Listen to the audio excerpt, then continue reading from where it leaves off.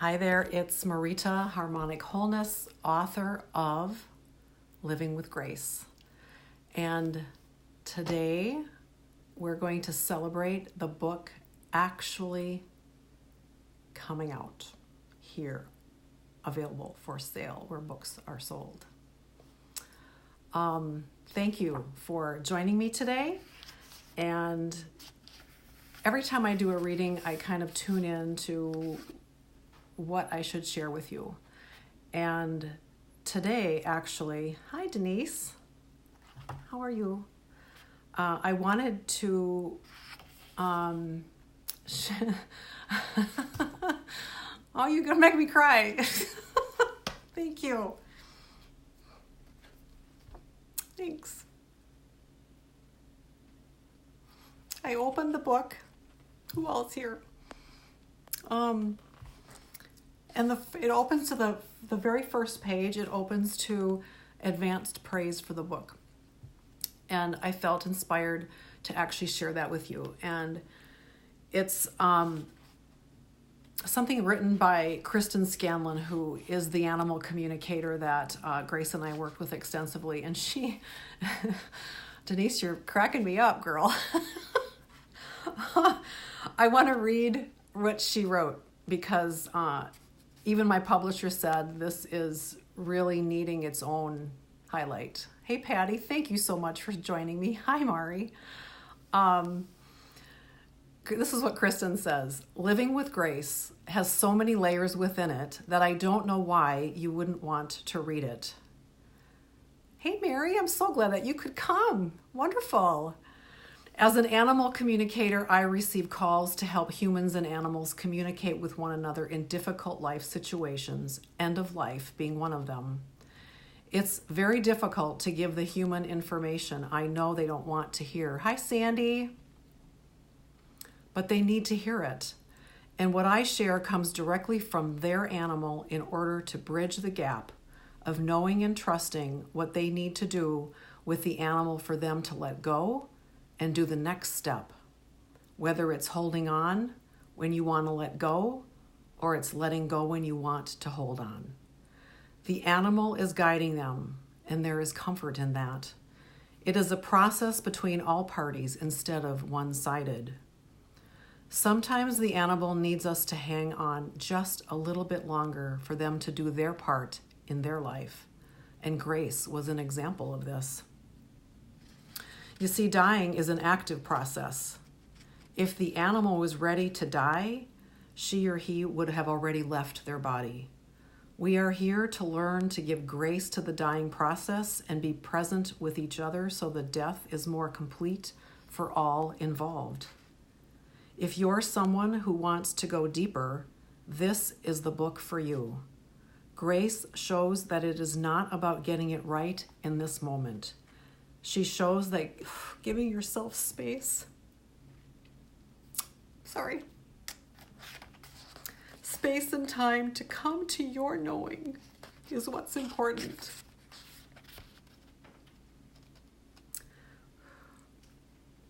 As Grace said adamantly, hi Liz, during a session, give your own self some grace in this life. And I will tell you that I was there when this came through, and she actually said, give yourself some damn grace. I'm sure my editor took that out. This is what living with grace does. It meets you at your level and goes as deep as you want to take yourself. And Grace says, why would you not want to buy this book? And Kristen seconds that. So that's the very, very, very beginning. I am just thrilled that you're all here, and I want to show you something. So I have a friend came over for dinner. It's his birthday tomorrow, and so it was a dual purpose.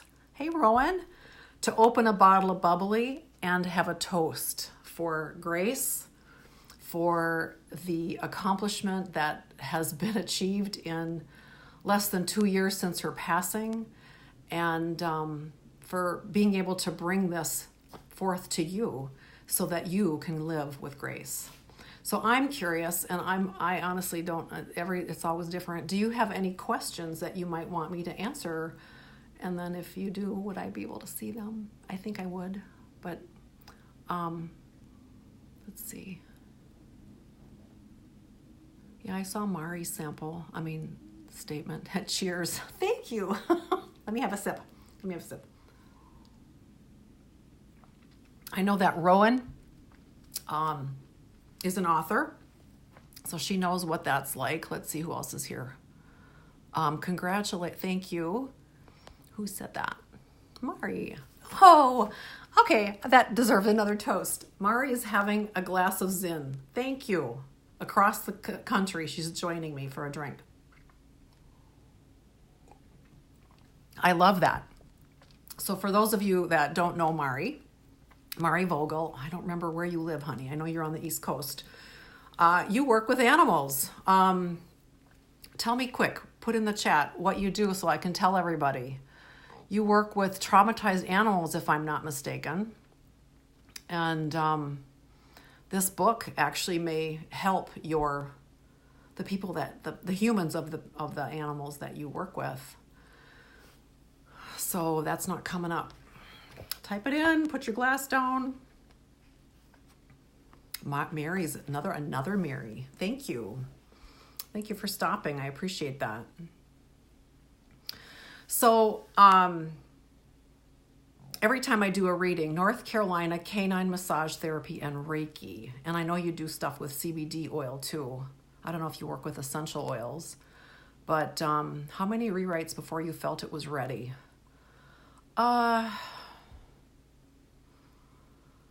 Gosh, I know that from the time that it went, including editing through layout, there were 9 versions.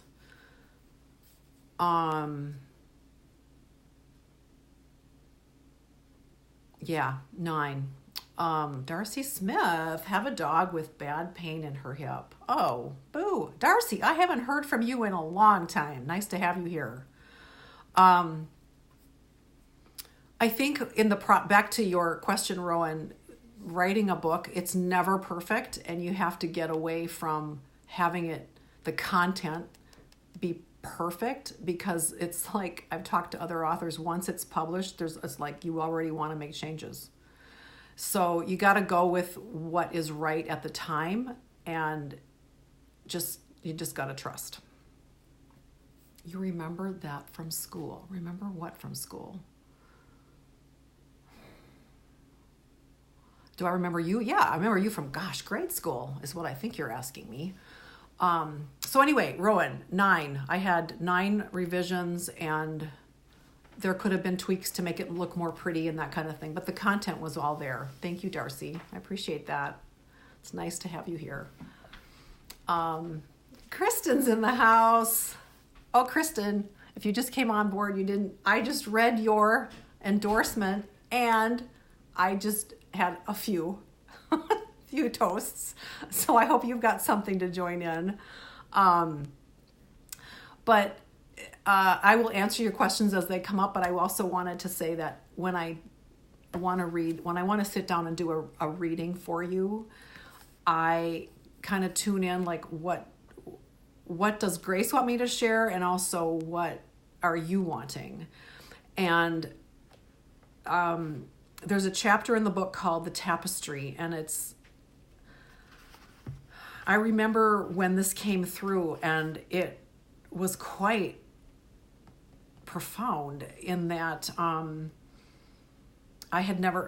these were not my thoughts. This was all divinely channeled. And so, okay, every paw step forward, the quote for the book, for the chapter is, every paw step forward is part of that journey of living with Grace. Grace said that. And interestingly, I have some Grace notes. I call them Grace notes, and it's an email that comes out every 3rd day. And the one I got today, it's like every 3rd day. It's not every day, but every 3rd day. And the one that came out today was exactly that. Every paw step forward is part of that journey of living with grace. And that was quite interesting that would happen. So the tapestry. So let me read that chapter to you. When Grace first explained the tapestry to me, this is what she said. My story is a story of love. It's a path of love. Every step we take, every paw step forward, every choice, decision, thought, everything is part of that journey of living with grace. It doesn't stop when you die. It never stops. Ever. It's a continuum. Whether it's a paw step forward, whether it's a little step or a big step, it doesn't matter. It's part of the journey. It's part of the tapestry. Grace talked a lot about the tapestry of life. Tapestry is the whole picture, the art, the beauty of life, and what it is. It is the whole. While we are in life, making each choice and going down the path that leads from one choice point to another, those are known as the weft.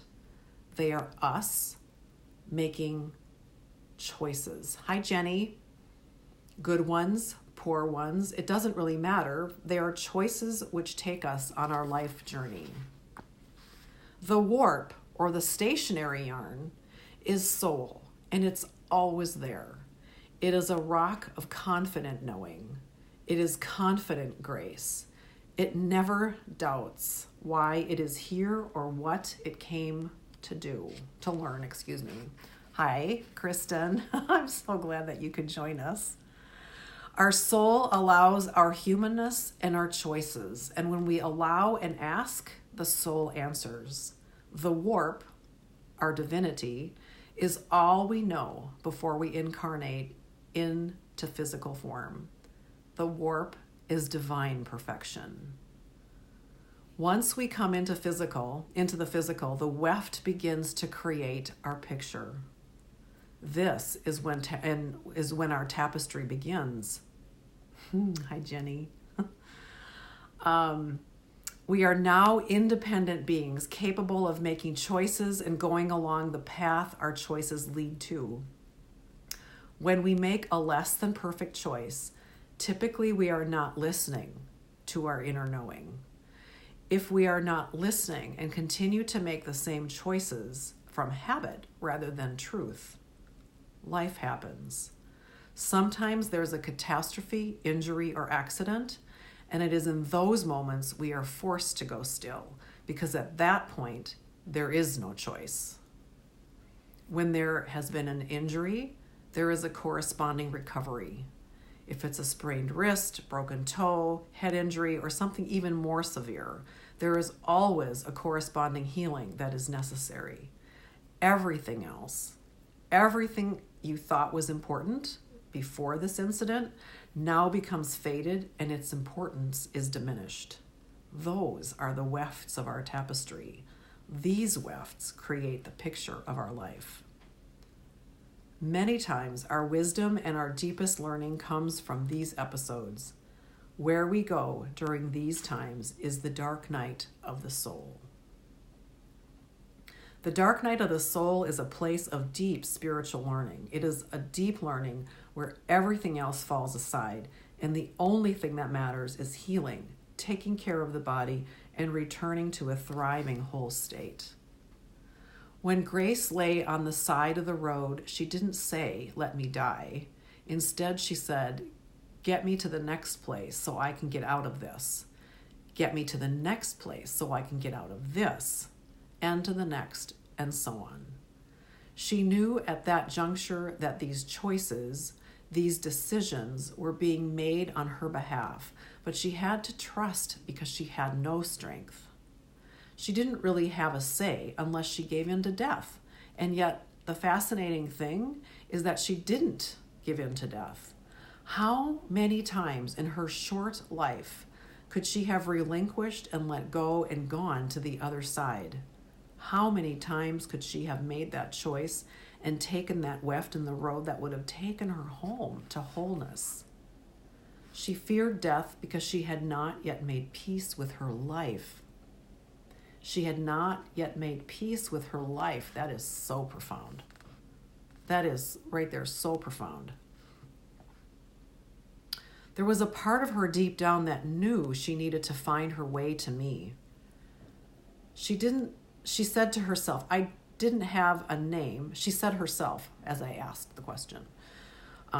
She says, I didn't have a name. I didn't have a face, but I was looking for a soul signature.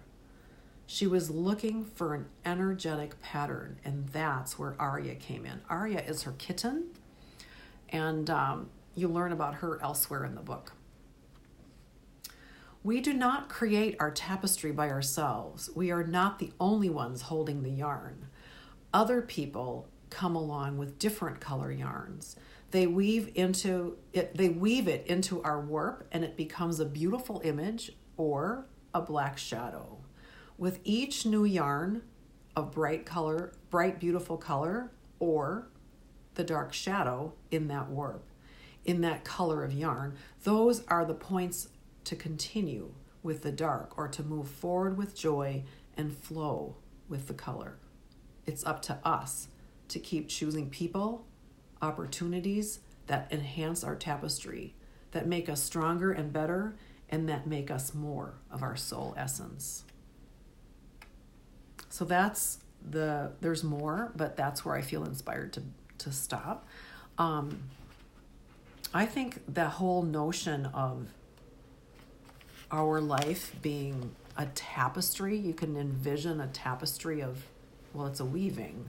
So when I was younger, my dad actually made me not a loom, but he made like a frame and put all the nails in there, and then you did the warp and the weft, and I made weavings, and it was something that I can relate to. Maybe that's why that she used that analogy, because I could envision that as an artist who had done that before. And so, do you have any insights or questions or reflections on that as I read that? Can you see how your life is a tapestry and how you've played an active or maybe not so active role in creating that picture of your life? That's a pondering point for you. I'd be curious if any of you have any insights or anything you want to share with those of us online right now, is with regards to a tapestry and how your life looks. I'm hoping it's lots of bright colored threads.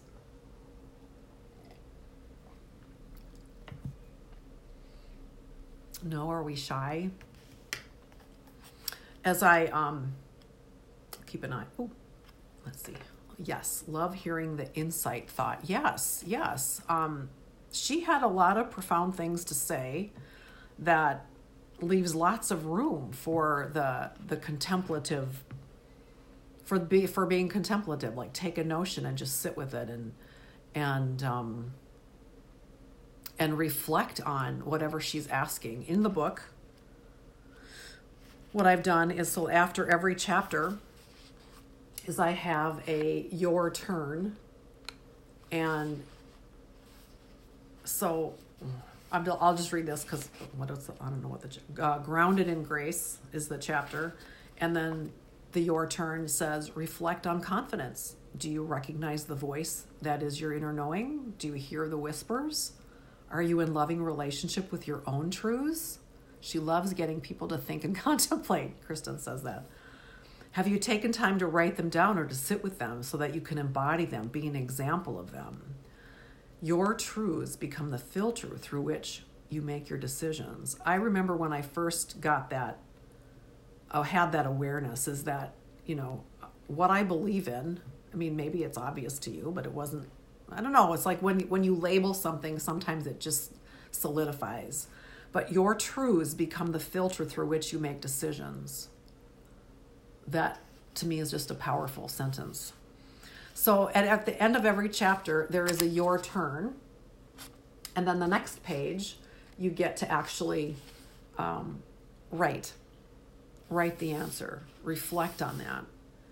And, rather than you're just reading the book, you are going through the book. I was just telling a friend of mine I'm reading Carol Heider's Conversation with the Home or something like that, and I typically read it before bed, and I'm at a place where there's an exercise that I really, really, really want to do, and every night I go to bed and I'm like, oh crap, I haven't done that, because I do want to do it and I do want to write it out, and because I know that there's magic in that. And so that's important to know. Like, I mean, you don't have to answer questions. No one's going to know. It doesn't matter.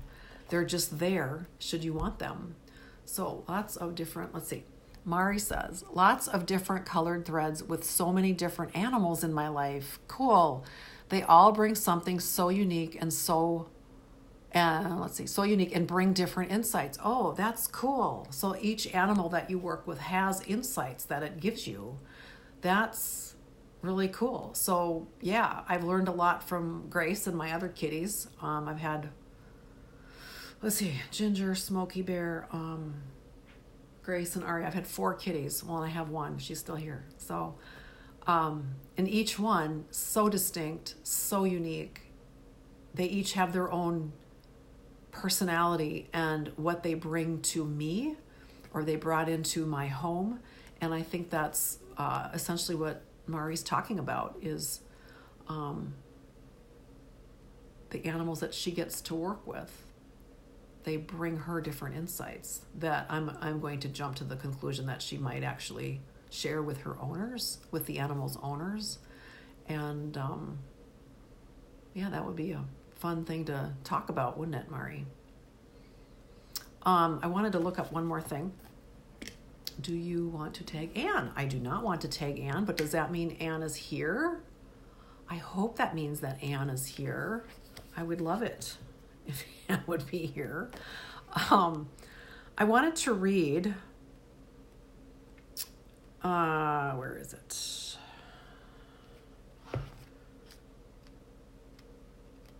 Aria. Acknowledgements.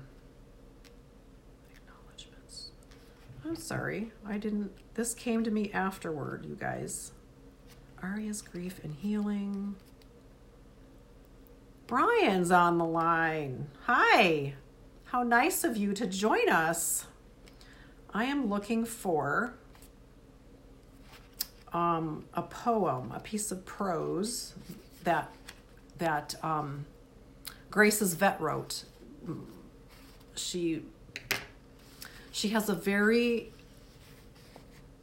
non-Western approach with the animals that as if you know anything about me, you know that I would fully appreciate. And she just brought such a sacredness to the whole relationship that I asked her to write something, and she ended up writing a piece of prose that I'd like to share with you. And even the first sentence: sometimes a cat lives half a life in 9 lives, and sometimes they live 9 lives in half a life. And that's what my Grace did. She wasn't even 3 years old. And this is what she says: to have described them as specially matched, a unique pair, or bonded wouldn't have done them justice. When she was young and the babe was just a sparkle in her eye, she was hit by a truck. People, rescue, surgery, one eye lost, but the baby was still there. After some time, a soulful woman came along, welcoming her into a cozy home. The woman named her Grace, and the veterinarian thought it was fitting, for Grace had been bestowed on her in so many ways. She was trying to move gracefully through life, even though it was a challenge. Some say they are just cats. The day the veterinarian saw the mother and baby reunited with visible knowing and affection, she knew they were not just cats. The sparkle of spirit was there. To have described them as specially matched, a unique pair, or bonded wouldn't have done them justice. Arya came into life like a whirlwind. Her name was given to her by another in a dream. And some say that her name means Lion of God. Her sweetness was matched only by her mother's, and for that she was grateful. Then one day Grace became ill. The emotion, the trauma, the worry all built up in her body. And from the veterinarian's perspective, these things combined dealt a fatal blow by accumulating and developing into a tumor. She tried to tell the soulful woman that she didn't feel well. Pee on the rug. Tell the lady that talks to animals. Pee on the rug again. That didn't make me very happy. Tell someone, anyone. And they tried to help her. The people tried to rescue her again, but this time her body had enough, and she made her peace in her heart. Pamela joins us from Las Vegas. Hi. Sometimes a cat lives half a life in 9 lives, and sometimes they live 9 lives in half a life. She was young, but when she succumbed, she had lived a full 9 lives, filled with adventure, trauma, solitude, motherhood, family, and ultimately love. The mandala of love was all she could share with the soulful woman.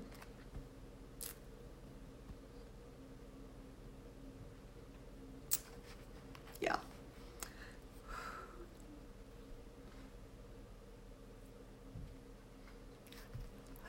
Thank you, Pamela, to express what she meant to her. And she knew that Arya was in good hands. And they say they are just cats. That's what my vet, my heart to yours. Thank you, Jenny. Thank you, Connie. Yeah. What I thought was intriguing about Angela's choice of word with the mandala, it's really essentially the same thing as a tapestry. So this consciousness piece, the consciousness of it all, the whole scenario where I'm given the word tapestry and she's given the word mandala, it doesn't matter, it's all one. And so as I was reading the tapestry to you, the chapter on the tapestry, that I wanted to share the mandala because I was like, oh, can we change the word? But no, that would not be authentic. So at any rate, thank you for joining me tonight. It was super fun to end the day with talking to you and reading to you and having you join me and give me your love. And I'm happy to answer more questions if you have any, if you want to type them in the thread. I love that Rowan asked the question about how many iterations. I think only an author would ask that. Oh, I don't know. 9 sounds like a lot, but maybe not. I have no idea. It's just my reality. So Pamela, it's very nice of you to join me. Thank you. Appreciate you. And Connie, you're always there. So that's pretty cool. You guys didn't see because you came in late, but we have bubbly and we're celebrating. And yeah. Anybody have any questions before I say goodnight? Oh, and Debbie comes in. Hey, Debbie, we're going to have you watch from the beginning after it renders. How is it out there? I hope you're not dealing with fires. You've had enough fires, haven't you? My goodness. So, and no questions? All right, you guys rock. Thank you so much for joining me. I hope you order your copy and love it and change at your core. Oh, and here how do I get a signed copy? You gotta come here, girl. When are you coming home? Oh, just thank you, says Jenny. Thank you for sharing. Oh, Mari, I thank you for, I hope that you can find value in that for your work. Seriously, maybe we gotta talk about a collaborative event or something. Pamela, send me a message. Are you coming home for Christmas or anything? Yes, Patty. Yes, I am celebrating. I miss you too, Pamela. You guys are so sweet. I love you guys. All my friends all over the country. Thank you.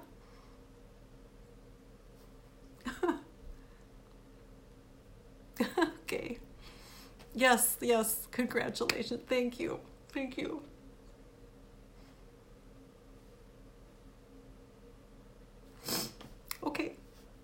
All right, I'm going to hit finish before I start falling. All right, good night.